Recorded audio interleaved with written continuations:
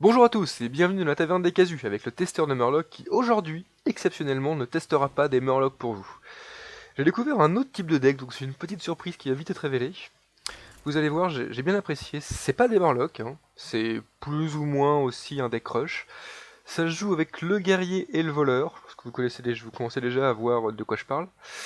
Écoutez, j'ai hâte de voir ce que ça donne. J'ai fait un ou deux tests. D'ailleurs, j'ai oublié de vous montrer le deck, je le ferai après la victoire ou la défaite, hein, pour que vous voyez à peu près à quoi ça retourne, mais c'est pour garder là sa surprise, c'est pas vraiment un oubli. Donc voilà. On va commencer avec Garrosh sur l'enfer, donc, contre... Bon, je vais pas le dire en même temps que que le jeu, ça va faire redondant. Donc, je pense que vous commencez déjà à voir de quoi ça parle, avec les pirates qui viennent d'apparaître. Parce que oui mesdames et messieurs, c'est un deck pirate. Parce qu'on aime tous les pirates. Le rhum, les femmes, enfin... Vous voyez le délire. Donc ma main n'est pas super. On va pas se plaindre, hein. Je vais donc invoquer le perroquet afin de pouvoir invoquer un... À moins que... Il coûte moins cher lui, non? Oui, il coûte moins cher quand on a une arme. Alors on mettra le Murloc plus tard. Oui, genre, je sais ce que je fais, hein, je vous rassure. Donc voilà, au tour d'après on pourra mettre le corsaire de l'effroi. 3-3 provocation qui coûte 1 de moins par attaque de mon arme. Mon arme elle a 3 d'attaque. Je suis contre un deck druide qui commence déjà à stacker les points de mana. Donc il a pas d'armes, je suis pas sûr que le druide de toute manière ait des armes. Donc je peux le jouer, puisque lui, si vous voyez bien, il ôte 1 de durabilité à l'arme de l'adversaire. La durabilité, si vous ne le saviez pas, c'est le bouclier cassé à droite de l'arme, ça indique le nombre de fois où on peut l'utiliser. Donc voilà. Ah tiens, je vais perdre mon capitaine pirate, mon corsaire de l'effroi. Et lui, il va continuer à stacker les cristaux. Au tour 3, il en a 5. Ce qui me déplaît. Hop. Et hop. J'aurais dû jouer dans l'inverse, ouais, je suis désolé. Bon, ça n'aurait rien changé, j'ai pioché un truc qui coûte 3. Hop. Je vais quand même commencer à utiliser ma hache. Au pire, je la garderai pour plus tard, mais... Donc voilà, lui, c'est le chef des pirates, le capitaine Vertepeau. C'est une légendaire, hein, comme vous pouvez le voir avec le dragon sur le côté. Et il donne +1/+1 à mon arme. Allez, 8 cristaux au tour 3, j'ai commencé à prendre cher, je pense. Il m'a tout mon perroquet, ça va pas me tuer.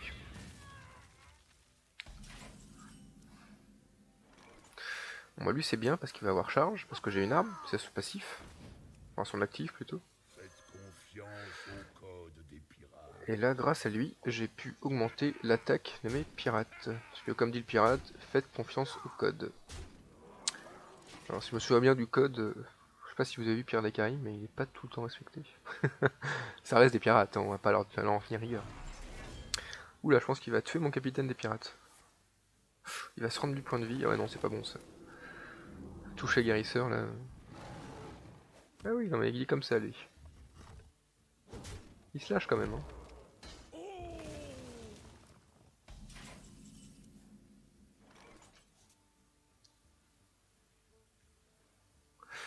Alors là, vous me direz, je sais pas trop quoi faire. Non, c'est pas nécessaire, on va mettre ça. Allez hop, faites un peu d'armure. Je vais pas casser mon arme parce que pour l'instant, j'en ai pas d'autres. Et qu'elle me sert pour certains pirates. Cette carte-là, là, le Berserker Écumant que je viens de mettre, j'en ai pas parlé, mais je la trouve totalement abusée. Dès qu'un serviteur, adversaire, mes serviteurs, subit des dégâts, pas l'adversaire, un serviteur adverse, et mes serviteurs subissent des dégâts, il gagne plus en attaque. Alors ça monte à une vitesse. Je sais pas si on aura le cas là pour... bah non, parce qu'il va raser toute ma table. Ah bah non, il a juste eu un Berserker, ce qui est complètement compréhensible, hein, parce que vraiment c'est... Il est abusé. Il va me tuer mon 2-1 je pense. Ouais, c'était logique. J'aurais aussi fait ça. Bon, plus il me tue pirate, et logiquement, moins j'ai de pirates, donc c'est pas bon. Alors oui, j'ai envie qu'il les charge, hein, donc hop.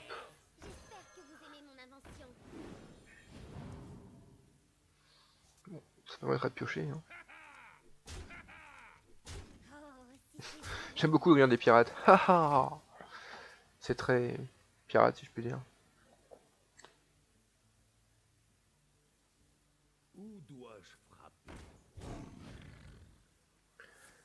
suis même pas sûr de connaître cette carte.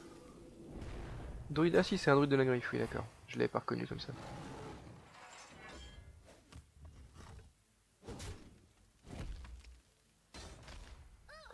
Ouais, 6-6 quand même. Ah puis il charge. Ah c'est pas bon ça.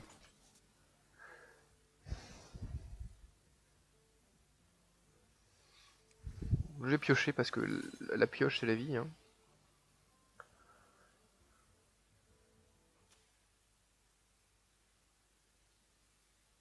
Ah oui, pardon, personnage allié blessé. Ah oui, bah le jour où je lirai mes cartes, j'aurais pas d'erreur comme ça. Bon bah je vais casser mon arme. Hein. Hop. Et je vais casser son druide de la griffe. Hop. Donc je n'ai plus d'armes, j'ai plus qu'un pirate 1-2. J'ai le chef des pirates en main, mais il me sert à rien parce que je n'ai pas d'armes. En plus c'est un cri de guerre, donc c'est au moment où on le pose, hein. C'est pas pour plus tard. Et j'ai le berserker écumant, qui écume dans son coin tout seul.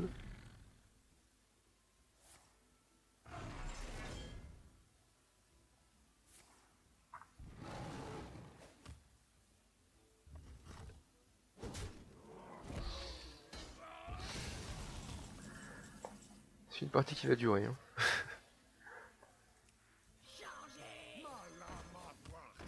Hop. Donc il la charge, très bien. J'aurais pu tuer sa panthère. J'aurais pu, c'est vrai. J'aurais même dû, je pense. Ça m'a laissé un berserker avec un pauvre PV. Enfin, je sais pas si ça avait été vraiment le must.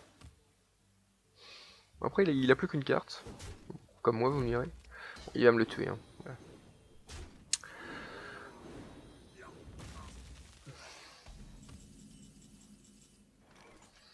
Bon, tiens, je m'équipe d'une arme. Voilà. Même demande d'essayer la petite hache pleine de sang. Très sympa, remarque. Ah, mais oui, j'ai pas assez pour mettre les pirates. C'est pas grave, de toute manière.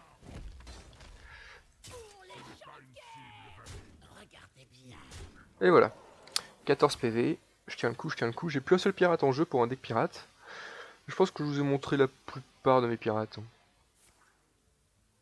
Ah, eh bien, je vais prendre 5. Ah non, bah non. Il en a marre que mes créatures elles chargent. Alors, je trouve que 5 pour une 2-3, c'était un peu beaucoup, non? Vous savez, c'est un peu éclater une mouche en lance-roquette, quoi. Bon, allez, il est temps de frapper. Hop. Ensuite, je m'équipe de la faucheuse en arcanite. Et je lui donne plus un plus un. Oh, c'est pas ma musique préférée du légendaire, ça. Elle est sympa, elle est très entraînante, mais ça vaut pas celle de Ragnaros ou de celle du mage, hein, qui est assez épique. Ah bah, zut, un gros. Puis il va me taper en plus, hein, mon mec. Hop.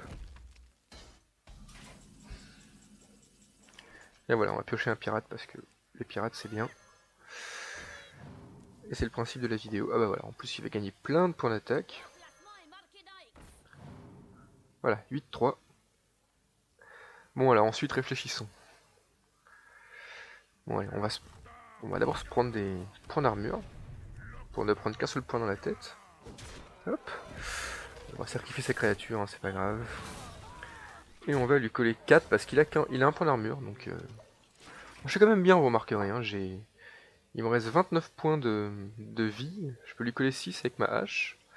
Il va se coller un point d'armure, hein, mais... Ouais, il va coller 2 points de dégâts à tous les personnages, non? Ouais, c'est ça. Il va me rester mes deux gros lourdeaux. Qu'est-ce qu'il va faire maintenant? Il va se donner plus 2, plus 2.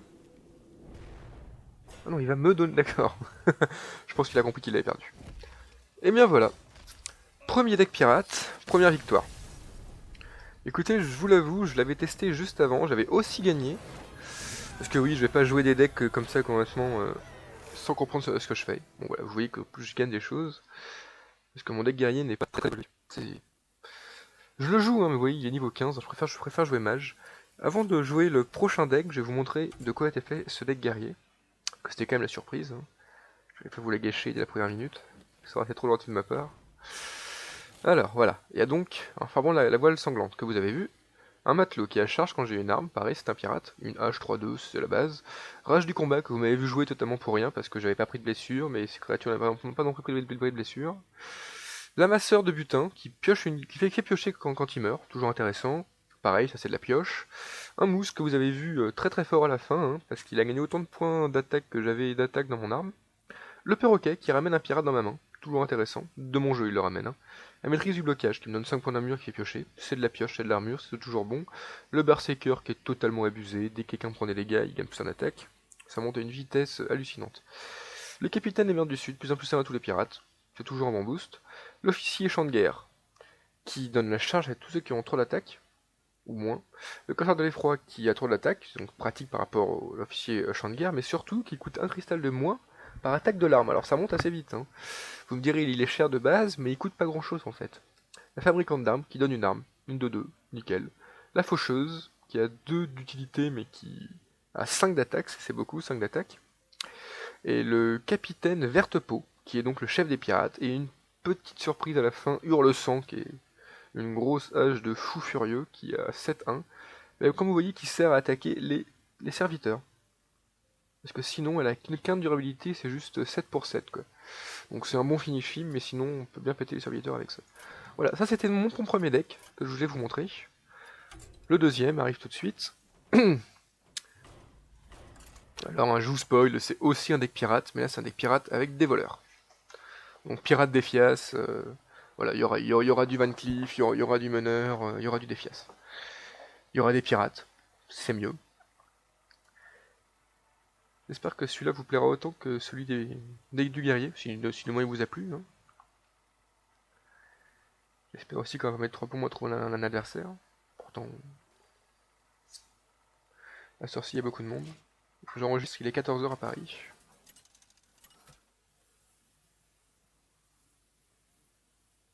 Hop, contre Gul'dan. Peut-être un deck Murloc, hein, vous savez que j'ai précédemment fait des vidéos avec des Murlocs. Que faire, que faire. Moi je vois bien le... Bon, je pense que j'ai gagné cette main. Hein. Allez, soyons fous. C'est pas le must, vous me direz, mais moi je sens que ça va être très bon une main comme ça. Mais peut-être elle a peu de temps à se placer, mais quand ça va être bon, ça va être très bon. Après ça dépend aussi de ce que je pioche, mais faut pas compter sur sa pioche. Ah, apparemment je ne passerai pas. Bon voilà, cette main va être utile. Voilà, j'ai équipé ma dague. Je vais pas m'en servir, parce que pour l'instant ça me sert à rien. Je vous dis tout de suite, je vais la booster juste après, comme ça, lui il me coûtera qu'un seul. Lui il aura beaucoup d'attaques, lui aussi. Et lui il va encore plus le booster, enfin ça va être des combos monstrueux. Enfin, après ça dépend de l'adversaire. Hein. S'il est bon, s'il est pas bon, si je fais des bêtises, si je fais pas de bêtises. Voilà, déjà, il a mis le loupio. Voilà, donc là on va équiper le poison mortel. Hop, il me coûte plus qu'un. C'est plutôt bon.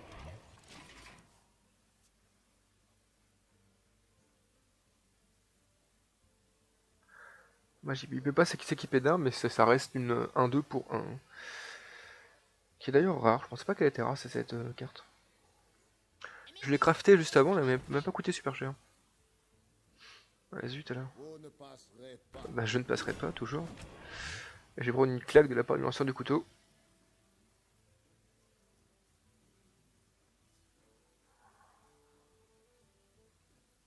Il réfléchit. Bah, même pas attaqué. Je suis déçu quand même.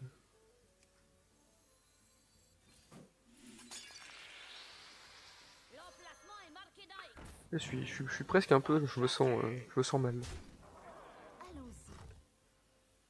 Comment ça? Ah oui, il a 4 de défense. Ah oui, non. Et en plus, je sais même pas compter. C'est dommage à cet âge-là.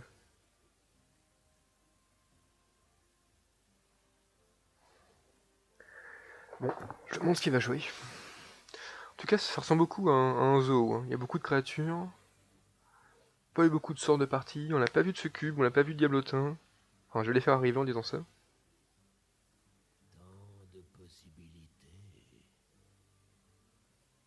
Et oui, tant de possibilités.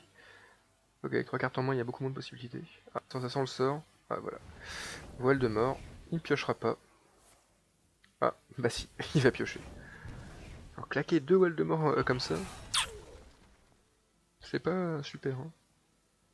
Ouais, ça c'était couru d'avance.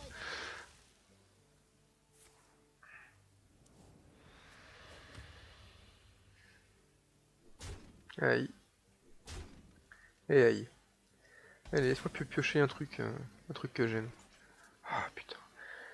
Excusez-moi. Zut. Allez, donne-moi un pirate. C'est pas lui que j'ai voulu. Oui, l'emplacement est marqué d'un X. On va attendre encore un tour. Hein.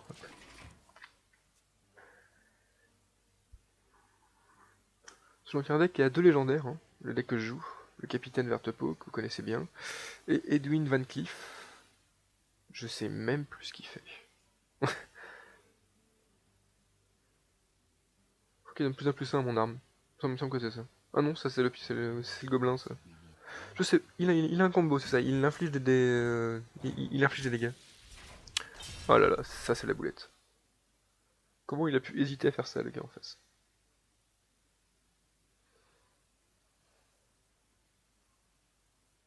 Nous devons purifier le puits de soleil. C'est méchant de faire ça. Bon, remarque, ça m'a débarrassé de son loup, donc tant mieux.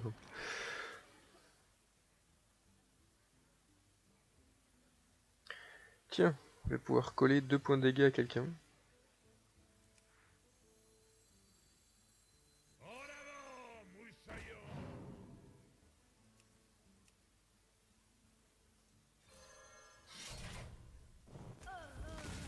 Voilà, ça c'est fait.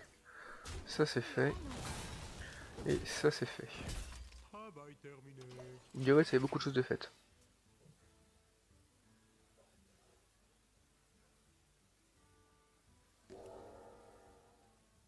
Je m'amuse avec le décor, vous pouvez voir.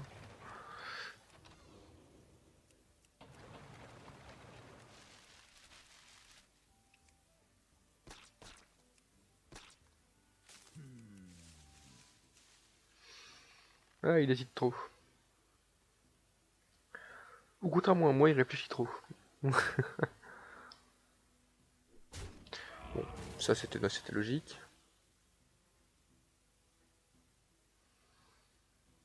Je me souviens de cette créature quand je jouais à World of Warcraft à une époque.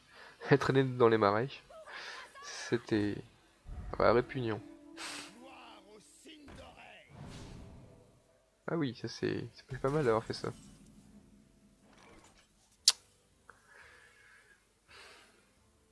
Ça m'embête même. Bon, déjà, toi tu vas mourir.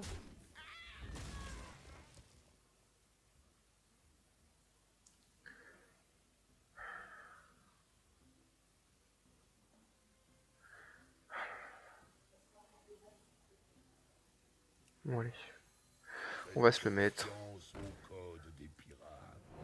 Je vais lui infliger 4 points de dégâts.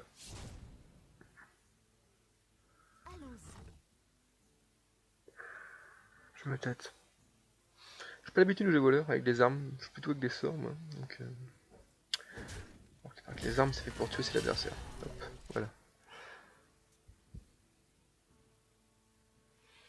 J'ai peu de chance, il va utiliser son chevalier de sang pour... Enfin, un peu de chance. C'est un moindre mal, disons. Encore lui.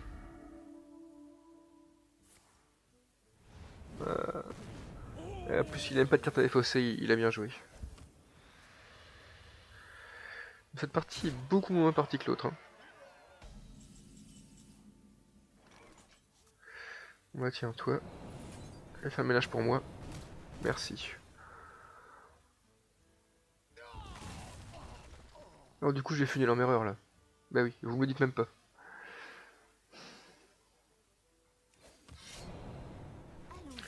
Bah c'est pas grave. Hop. Oui, non, ce que j'aurais dû faire, c'est que j'aurais dû en donner au chevalier de sang de taper sur ses... Ah bah non, pardon. Non, ça n'a rien changé en fait. Je pensais qu'il aurait pas dû son bouclier, mais non. Hmm. c'est ça. Il tape ses voisins, mais ses voisins ne ripostent pas, oui, donc non, ça n'a rien changé. Il joue un peu tôt, dis donc, son bouxon. Ah, oulala, oulala, oulala. Il s'emporte, là, monsieur. Allez, donne-moi un pirate. Bon, bah, t'auras charge, mais... ça va faire un peu léger, quoi.